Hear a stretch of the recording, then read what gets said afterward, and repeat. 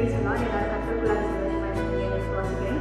இன்னைக்கு வேதாகமத்தில் ஒரு வார்த்தை குறித்து பார்க்க போகிறோம். என்ன வார்த்தை அப்படின்னா, யோனான் 4ஆம் அதிகாரம் அதனுடைய 11ஆம் வசனம் இப்படியே சொல்லப்பட்டிருக்கும். வலது கைக்கும் இடது கைக்கும் வித்தியாசம் அறியாத 1,24,000 பேருக்கு அதிகமான மனுஷருக்கும் அநேக மிருக ஜீவன்களும் இருக்கிற மகா நகரமாகிய நினைவேற்காக நான் பரிதவியாமல் இருப்பேனோ அப்படின்றார். அவன் இந்த வார்த்தையை படிக்கும்போது வலது கைக்கும் இடது கைக்கும் வித்தியாசம் தெரியாதவங்க யார் அப்படின்னா சின்ன குழந்தைங்க தான். அந்த சின்ன குழந்தைங்க சின்ன வயசுல நம்ம சாப்பிடும்போது என்ன பண்ணுவோம்னா, சில டைம் நம்ம லெஃப்ட் ஹேண்ட் யூஸ் பண்ணுவோம். அப்போ நம்மளோட பேரண்ட்ஸ் என்ன பண்ணுவாங்க, லெஃப்ட் ஹேண்ட் யூஸ் பண்ணக்கூடாது, ரைட்டில் தான் சாப்பிடணும் அப்படின்னு நமக்கு சொல்லி தருவாங்க.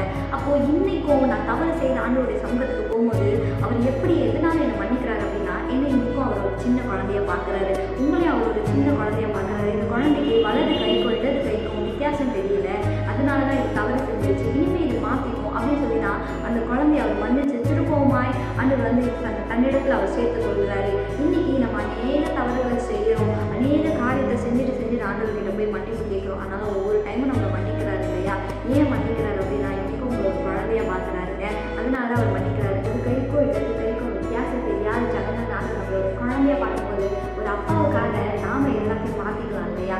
அதே அன்பை நாம அவர் மேலே காட்டும்பொழுது கண்டிப்பாக நம்மளால மாற்றிக்க முடியும். ஆனால் நம்மளுடைய வாழ்க்கையில நாம நம்ம